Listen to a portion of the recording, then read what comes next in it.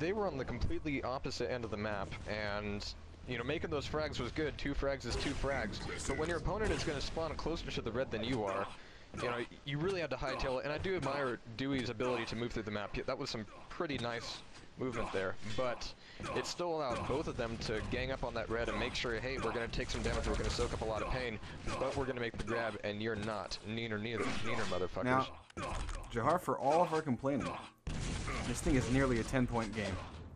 And yeah. There's a minute and a half We've left to seen go. this before.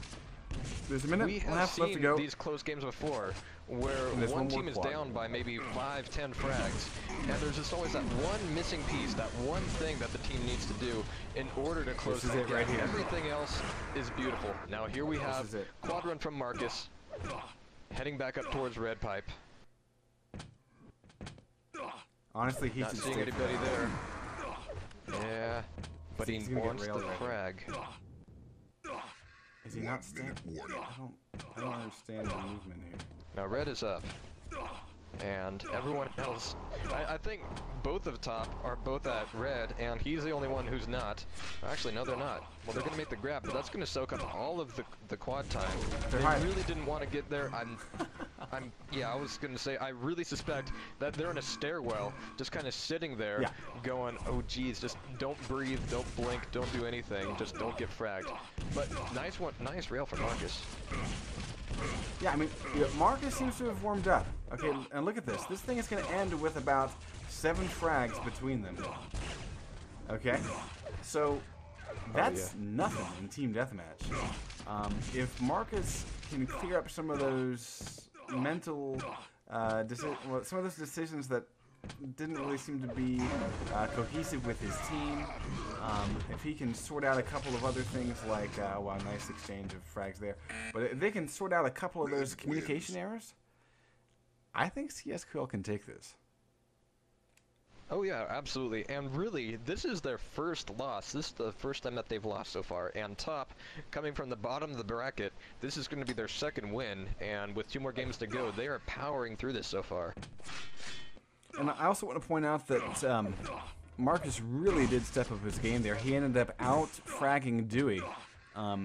It seemed like maybe at the beginning he just maybe had a string of really bad luck or who knows what. But yeah, Marcus really did step it up towards the end of that. So we're heading over to Temple of Retribution, and I think this might play out. I'll say this. I think in this particular case, csql needs to be all over this red armor. They cannot play this map like they played BM6, where they kind of let red armor go into the last maybe 4 minutes.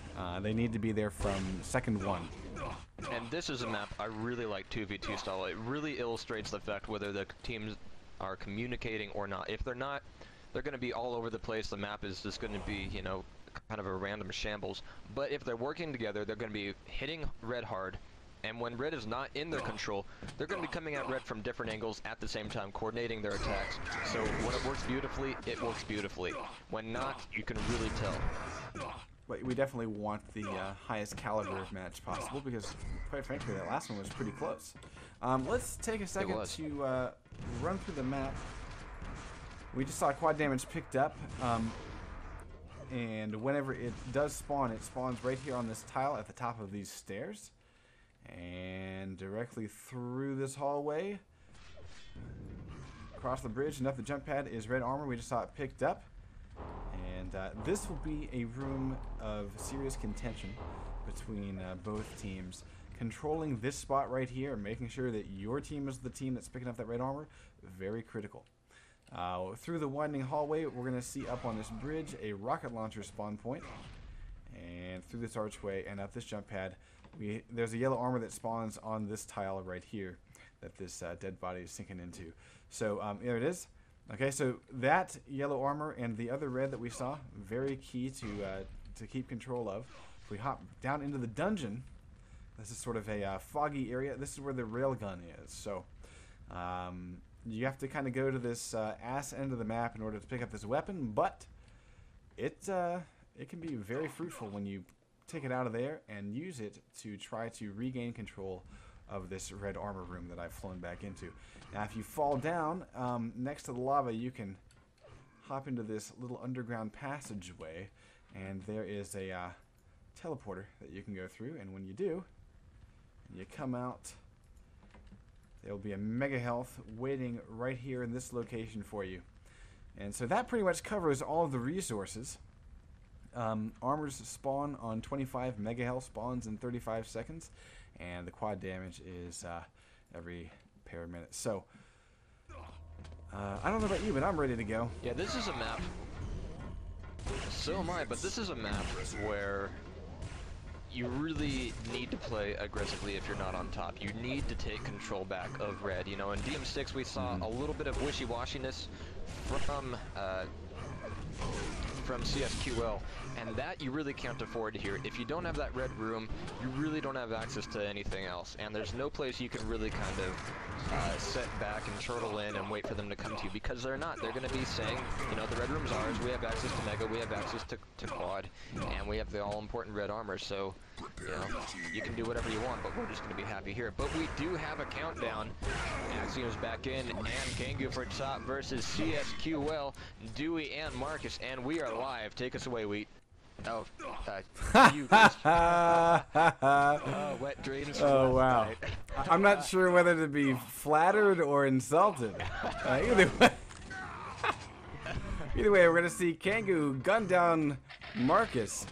And Kangu was smart enough to break off. He grabbed the mega, and it looks like he's working with a bit of red armor. So, very solid stack here from Kangu. His teammate, barely alive, but about to pick up the yellow armor. Let's hop back over to Kangu, defending red armor. He's going to pick up one more time.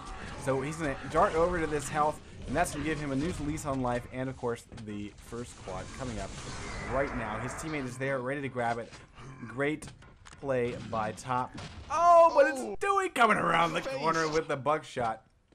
And Dewey right now, he's doing a little bit of Army of Darkness. See this? This is my boomstick. Laid him flat out, laid that quad run down to rest, but right now top is showing some extremely tight timing on the items. csql still looking for that. Oh, Kangu getting some buckshot revenge. Oh. And right now they're sitting in red. Mega's up. Kangu's going to be rushing for it. It's going to go largely unopposed, but Dewey is there. Shotgun on shotgun. I think these guys have a vendetta now, but Kangu is going to be on top of that. Yeah, superior stack is going to win the day, and that's the first real lead we've seen, 8-4. Next quad not coming up for another minute and 5. And so the play to be right now, let's go take a look. We get csql. They should be pressing into that red armor room. If they're not in the right place. Just period. Marcus, looking to deal some damage, but can't really find his attacker. Dewey waiting at mega, and he has it on lockdown. So now here's the press into red.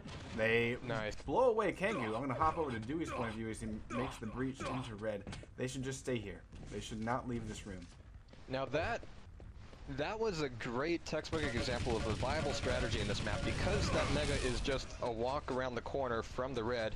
Somebody from red is going to be going for it, so if both of you are there, you can gang up on whoever's going for mega, grab mega yourself, and then you're in a position to make a really strong push into the red armor room. Now the only downside of that is that you're going to be coming in to the red armor from a single source. So that is the only downside, but that was some great work from csql.